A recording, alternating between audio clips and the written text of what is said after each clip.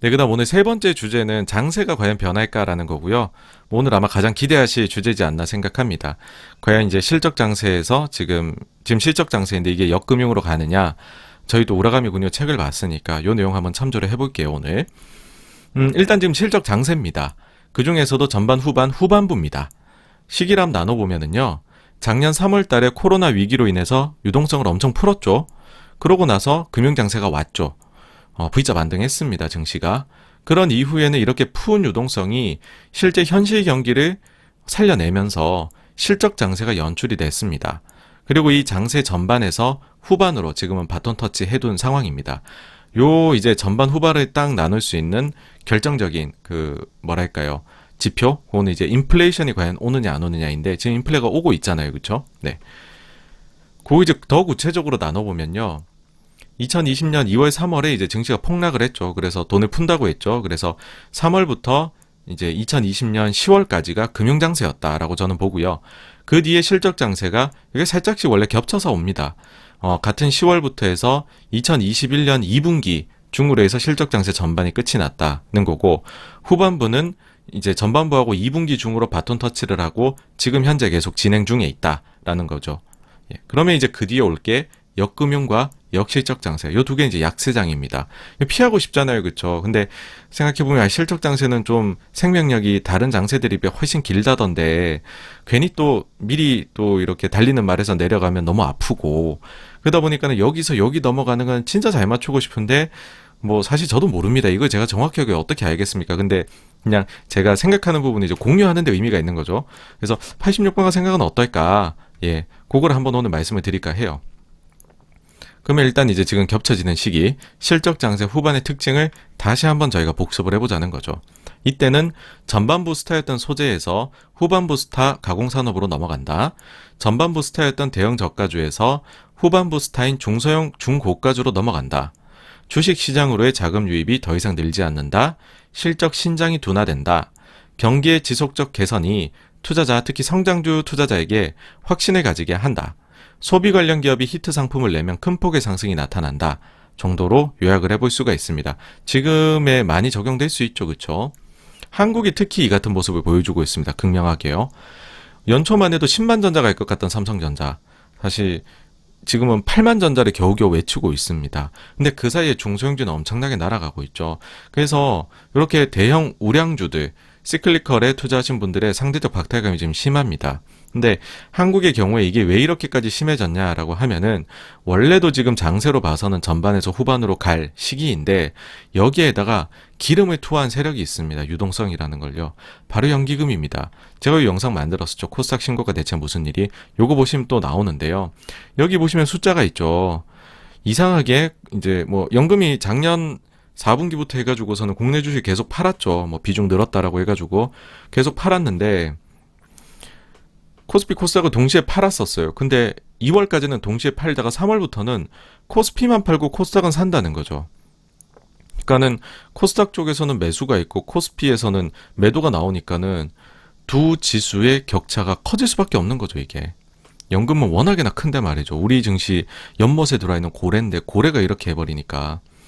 지금 7월 요때 영상 만들 때만 해도 코스피는 7월달에 2,800억 정도 순매도, 코스닥은 200억 정도 순매수입니다, 여러분 했는데 지금 이제 지난 금요일까지 해서 7월 수치를 업데이트를 해보니까요.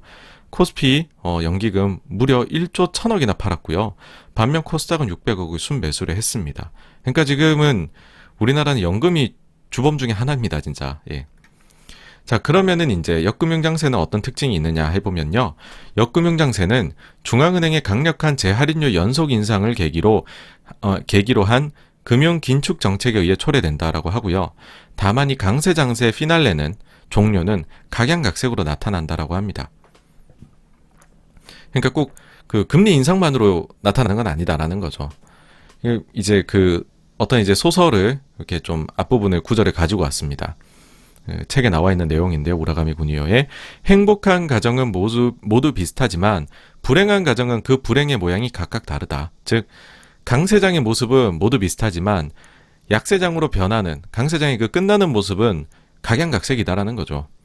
크게 보면 세 가지를 얘기를 합니다. 첫째는 금융긴축, 즉 이제 금리 올리는 거, 증가에 대한 얘기고요. 두 번째는 외부의 쇼크, 뭐 블랙 먼데이나 이런 것들이 있겠죠. 세 번째는 경기의 과열기미, 즉 최절정기이기 때문에라는 겁니다. 뭐냐 하면 기업 이익은 여전히 대폭 증가가 예상이 되지만 투자자들이 이 증가를 넘어서는 과도한 기대를 하게 된다는 거죠. 이제 투자자들이 성장이 잘 나오니까 기업들에 대해 확신을 가지게 되고 당장 뭐 올해 내년 수익 정도가 아니라 2년이나 3년 뒤에 있을 이익 증가분까지도 다 이제 현재 가치로 땡겨와서 주식을 사기 시작을 하는. 그러면 이제 기대가 과하니까는 이건 이제 누가 봐도 과열이죠, 그렇죠? 그러면은 이 장세가 강세 장세가 끝이 나더라라는 겁니다. 이렇게 세 가지로 크게 나눠놨어요.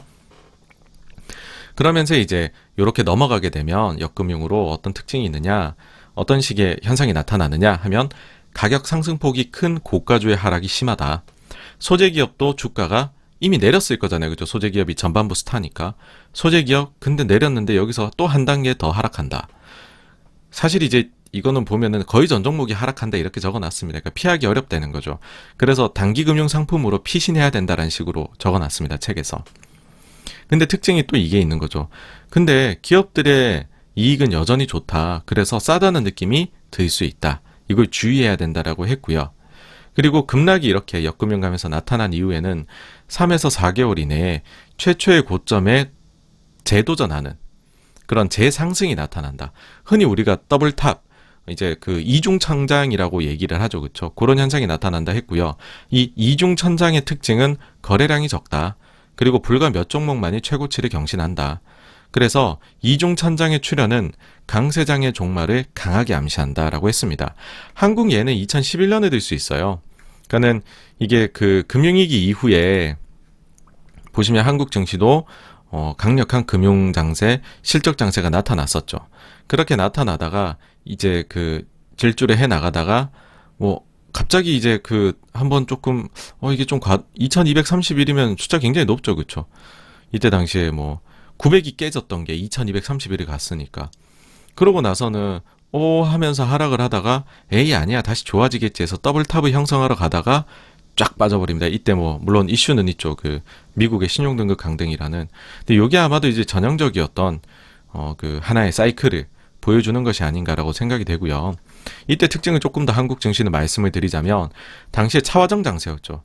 차화정이 어마어마하게 올랐었죠. 그러고 나서는 이게 좀 더블탑, 그러고 나서 확 내려오는데 뭐 이제 이때 이후부터 해가지고 한국 증시가 2016년 말까지 해가지고서는 이익 자체도요 박스권에 들어갑니다. 그래서 이제 실적이 뭐 뒷받침되지를 못하니까는 증시 자체도 굉장히 박스권에서 재미없게 머물게 되죠. 그래서 이제 그런 특징들이 아주 이제 전형적인 모습을 띄었던 것 같다. 2011년 우리나라 장세였다. 금융위기 이후부터의 라는 거고요. 네. 그리고 또 한 가지 말씀을 드리자면, 이때부터 해서 중소형 가치주의 장세가 매우 강하게 나타났습니다, 여러분. 왜냐면 이제 제가 사실 뭐 전직장 이야기를 종종 드리는데, 제가 전직장 이제 11년 말에 입사 확정 짓고서, 그 다음에는 12, 13, 14년에 계속해서 우상향하는 모습만 봤습니다. 당시에 저희가 뭐 여의도에서 최고의 수익률을 기록을 하고 있었죠. 하우스 전체로 봤었을 때. 근데 남들은 박스권에 들어왔는데, 그러니까는 한 사이클, 큰 사이클이 한번 훅 끝이 나고, 그 다음에는 지지부진 하고 있는데, 그때 당시에 저희 같이 이제 뭐 중소형주, 가치주 하는 데들은 저희뿐만이 아니라 K사, S사, 그리고 나머지 또 여러 회사들이 상당히 좋았죠. 그게 거의 한 3, 4년 정도 이어졌었거든요. 그래서 요런 특징이 나타나는데 요거 좀 기억을 해두세요. 뒤에 요거 내용이 이어지는 게 있습니다. 자, 이때 대응은 어떻게 해야 되느냐 하면 현금이 최고라는 겁니다. 아니면 주식을 가지고 있을 거면 2에서 3년 이상 버틸 수 있는 초우량 기업, 배당을 잘 주니까는 뭐 좀 참고 견딜 수 있는 기업, 요런 것들을 투자를 하라는 거고요.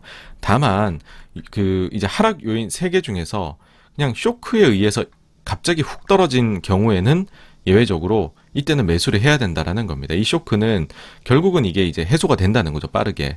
근데 가장 어려운 게 이거라고 적혀 있어요. 쇼크하고 긴축이라는 거. 여기 보시면 이유 중 첫 번째 긴축이잖아요. 이게 시간차를 두고 동시에 오는 경우가 있다는 거죠. 이때에는 하락의 폭도 크고 기간도 길어진다. 그러니까 단순 쇼크인 줄 알고 샀다가 알고 보니 그때 마침 긴축도 같이 오고 있더라 해버리면은 정말로 뭐랄까요. 진짜 주식하는 사람들한테 너무 뼈아픈 시기 되겠죠. 그쵸? 딱 생각해 보셔도요. 그래서 요걸 조심해라 라는 겁니다. 그러면 이 시기에 굳이 이제 주식을 한다면 뭐가 좋으냐라고 하면 소형 우량 기업은 오히려 상승을 할 수도 있다라고 책에 적혀 있습니다. 물론 이제 처음에 이제 그 역금융장사가 딱 시작을 할 때에는 가리지 않고 빠진다고 말씀드렸잖아요. 거의 전 종목이 빠진다고. 그래서 그런 상황에서 특히나 소형주 지수는 하락폭이 대형주보다도 더 클 수도 있다라고 책에 적혀 있어요. 근데 대형주 대비 반발력이 클 것이다라고 하고 그리고 이제 이 중에서 잘 선택을 하면은 그 뒤에 우수한 수익률을 올릴 수 있다라고 얘기를 합니다. 이제 다만 이제 그 기준은 재무 구조가 좋아야 되고 성장성이 담보가 돼야 된다는 거죠. 자, 뭐 사실 그렇잖아요. 야, 그럼 대형주 중에서도 재무 구조 좋고 성장성 있는 거 사면 오르겠지. 근데 이런 특징이 있다고 합니다. 역금융, 그러니까는 증시에 유입되는 자금 자체가 거의 없는 거잖아요. 추가로 유입되는 게 오히려 돈을 중앙은행이 빨아 당겨가고 있으니까는 유입이 아니라 유출이 일어날 수 있는 상황이죠. 그런 상황에서는 자금이 적으니까 큰 종목을 끌어올릴 만한 힘이 없다는 거죠. 그러니까는 똑같은 장점을 가지고 있는 이슈가 있는 기업들이라면 대형주보다는 작은 종목이 오를 수 있는 가능성이 높다라는 거를 얘기를 하는 겁니다. 자, 여기까지 보시면은 뭐 하락한다 그러고 피하고 싶고 그 뒤에는 현금이거나 우량주거나 중소형주. 오케이, 알겠어. 자, 그러면 이제 역금융 장세를 정말 구체적으로 더 알려주세요. 무슨 이제 사건이 펼쳐지면 혹은 이제 경제 지표 같은 것들을 보면 되나요? 라고 했을 때 되게 실망스러운 얘기가 나오죠. 기술적 지표를 역금융 장세를 예측하기는 어렵다라고 합니다. 그저 사후에 알 수 있다라고요. 정말 무책임하죠. 제일 어렵대요. 이 넘어가는 거를 아는 게. 다만 이제 한 가지 이거는 적어놨는데 계속 관심 있게 봐야 될 것 같아요. 뭐냐면 신고가 종목수의 추이는 좋은 자료라고 해요. 즉 이제 실적 장세 후반부 되면 뭐 당연하겠죠. 금융 장세부터 전반 후반 계속 증시가 올랐으니까는 실적 장세 후반부에는 신고가 종목수가 급증하겠죠. 그렇죠? 근데 역금융에 들어가면 이게 급감한다는 거죠. 사실 이것도 어느 정도 사후입니다. 그렇죠? 떨어지기 시작했으니까 급감했겠죠. 그렇지만 어쨌든 그나마 기술적 지표로 봤었을 때는 신고가 종목 숫자의 추이를 좀 주목해서 봐라 라는 게 이제 책에 적혀있는 내용이고요. 그러면 자, 오케이, 책 내용은 알겠고 현실에 한번 대입을 해보자는 거죠. 어떤 건지. 이제 체크 포인트 3개 나눠놓고 한번 봤습니다. 일단은 금융 긴축의 가능성이 있느냐 라고 했을 때 이제 86권가에서 계속 이제 연준 체크를 해드리고 있죠. 근데 아직까지는 이게 뭐 지금 시장의 상황보다 앞서 나가서 긴축하고 있다는 느낌이 미국은 전혀 들지가 않습니다. 저는. 그래서 이 부분은 혹시 그런 게 보이면 말씀을 당연히 드릴 거고요. 뭐 하여튼 특이점 발견하기 어렵다는 거고. 근데 이제 그 연준 차기 의장에 대한 노이즈는 있을 수 있고 이게 시장의 금융 긴축이 빨라진다는 시그널을 잘못 보낼 수는 있다라는 점은 체크를 하셔야 될 것 같고요. 그 다음에는 이제 외부 쇼크, 아까 얘기를 했었죠. 두 번째 요인. 외부 쇼크라고 한다면은 뭐 지금 나온 걸로 봐서는 7월 말에 있을 부채 한도 협상, 이게 만약에 뭐 아주 나쁘게 된다면, 혹은 이제 요즘 델타까지는 지금 바이러스 변이 뭐 괜찮은 것 같아 했는데 뭐 델타 이후에 쫙쫙쫙쫙 변이가 일어나서 만약에 뭐 이상한 정말로 말도 안 되는 슈퍼 바이러스 나타날 수도 있는 거잖아요. 그러면 이제 외부 쇼크가 온다면 뭐 그런 요인들이지 않을까 이고요. 근데 책에도 적혀있지만 사실 이래요. 외부 쇼크는 정말 예상을 못했으니 쇼크인 거다. 그래서 이거는 예상이 불가능하다라고 돼 있습니다. 그래서 외부 쇼크를 못 맞추는 거는 투자자로서 너무 당연한 거다. 예, 라는 거고요. 얘기하다 보니 정말 무책임해지네요. 그쵸? 네. 마지막으로 세 번째, 경기 과열기미, 즉 최저점기. 이거는 어떤 걸로 알 수 있냐라고 하면 결국 이제 실적에 애널리스트 분들의 예상치하고 실제 기업 실적이 발표되는 거하고의 차이를 계속 확인할 수밖에 없습니다. 그래서 이제 2분기 지금 실적 시즌 저희가 점검하는 것도 중요한 건데요. 지금까지 내용 한 중간 점검을 해보면은 아직까지는 예상치 대비해서 실제 실적이 잘 나오고 있습니다, 여러분. 그래서 뭐 최절정에서 나오는 그런 느낌들은 전혀 아닙니다. 그러니까 최절정이었다면은 이제 실적은 잘 나왔는데 예상치는 그보다 더 높아서 계속 이제 쇼크를 기록을 하는 그림이겠죠. 근데 지금은 그 반대 상황이라는 거 말씀드리고 싶어요. 그래서 뭐 제가 지금까지 한 얘기를 들어보시면 느낌이 오시겠지만은 전 뭐 그렇게 뭐 지금 여기서 여기서 장세가 색깔이 바뀐다라고 지금 당장 생각을 전혀 안 하고 있어요. 안 하고 있지만 뭐 그럴 수 있잖아요. 이제 그럼 오케이. if를 한번 붙여보자는 거죠. 만약에 이런 일이 된다면은 86번가 너는 의견을 바꿀 거니? 그럼 이런 것들은 어떤 거니? 한번 알려줘. 라는 것들은 또 말씀드릴 수 있는 거죠. 그쵸? 그래서 이제 준비해봤습니다. 자, 86번가가 보는 나쁜 일들이 겹치게 될 시나리오는 무엇일까? 일단 긴축 쪽에서 파월이 이제 재선임에 실패한다면 이난 거고요. 그 다음 한국은행이 지금 10월에서 아마 금리 인상을 할 걸로 보입니다. 근데 여기에서 이제 멘트나 향후에 추가 인상 가능성 같은 것들, 그런 것들 어떻게 나올까? 경제 지표를 봤었을 때에는 지금 인플레하고 고용이 만약에 차라리요, 인플레 고용이 안 좋게 나오면 금융 긴축 가능성은 점점 이제 뒤로 밀려나게 되겠죠, 여러분. 그럼 오히려 걱정 안 하셔도 되는데, 인플레가 만약에 이례적이네 해가지고서 갑자기 서프라이즈로 낮게 나오거나, 고용이 막 신규 고용이 엄청 100만씩 막 두세 대 쫙쫙쫙 나온다거나, 그렇게 너무 호조를 보이게 되잖아요, 여러분. 그러면 어떻게 되겠어요? 시장 참여자들도, 그 다음에 심지어는 연준에 있는 멤버들까지도 시장 상황이 너무 좋다고 낙관하게 되지는 않을까요? 그러면은 이런 상황은 시장에 더 이상 곰들이 없는 세상이 될 수 있을 겁니다.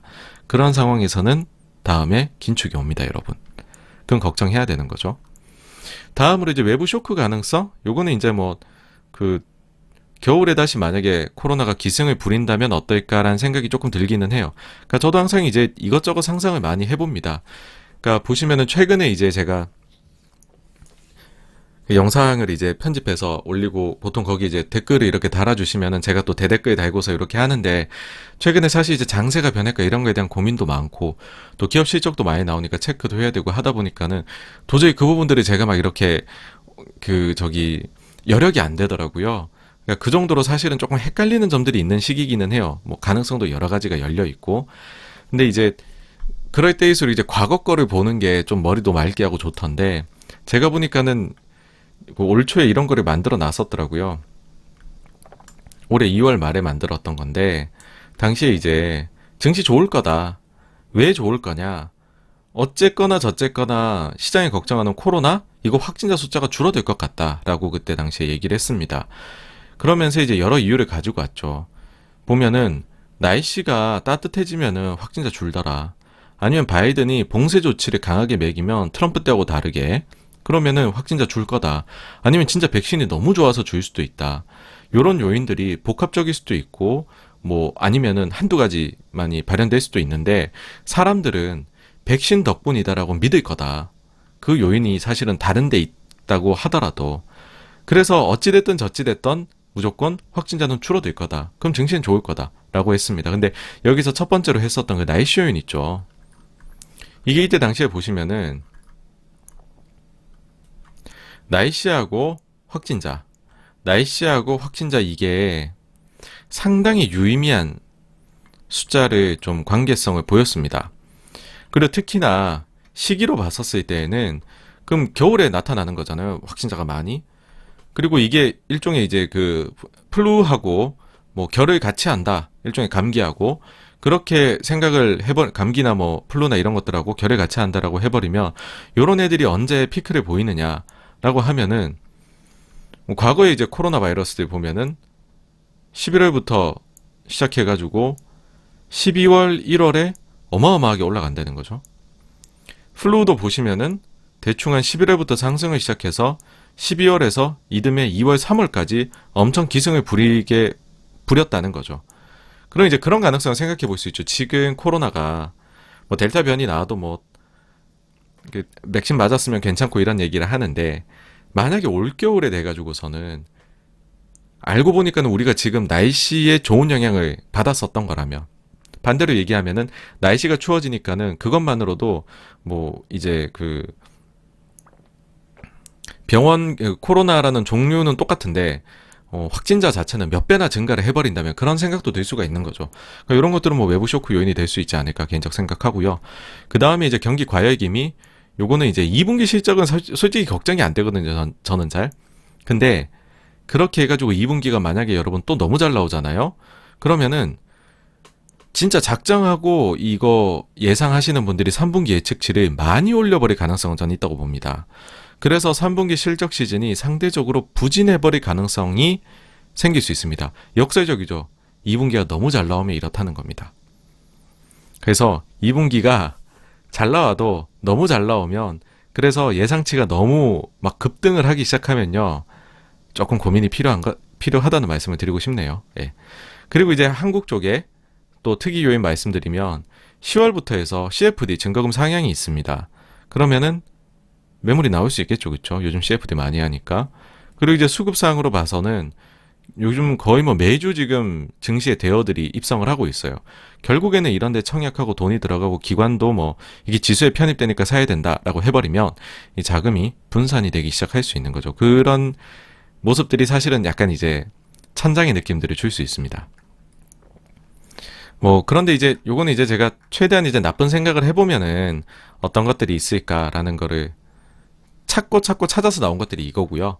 기본적으로 제가 가지는 시나리오는 뭐 이제 나쁜 일들이 겹치는 시나리오에서도 뭐 느끼셨겠지만은 이 중에 상당수는 일단은 좋은 일이 먼저 있고 나야 과도한 충만감으로 인해서 나쁜 일이 발생할 거야라는 걸 가정한 것이다라는 걸 좀 아실 수 있죠, 그쵸? 요런 데에서. 그래서 일단은 좋은 일이 먼저 일어나야 된다. 그래야 하락도 있는 거다라는 거 말씀드리고 싶고요. 병목이나 아니 뭐 병목 현상 나타나는 거 아니면은 인플레이션이 좀 이례적으로 원오프성으로 좀 높게 나타나는 것들이 있는 것들, 그다음에 미중 부역 아직까지 덜 풀린 부분들, 이런 부분들이 우선은 뭐 좀 좋은 방향으로 해결될 수 있는, 즉 증시에 좀 호재로 작동할 수 있는 것들이 일단은 더 많다, 그렇게 보는 좀 맑은 눈의 입장이다라는 말씀을 뭐 마지막엔 드리고 싶습니다. 예, 그래서 아직까지는 별로 걱정할 때는 아닌 거 아닐까. 예, 근데 이제 나중에 이게 너무 잘 나와서 오히려 걱정되는 시기는 올 수도 있겠다. 그렇게 된다면은 그건 조금 걱정을 해야 되는데, 뭐 그것도 저희 채널에서 말씀을 드리려고 하니까는요, 너무 걱정 안 하셔도 되지 않을까라고 생각을 합니다. 예, 여기까지가 일단 장세 변화에 대한 부분이었고요. 다음으로 넘어가겠습니다.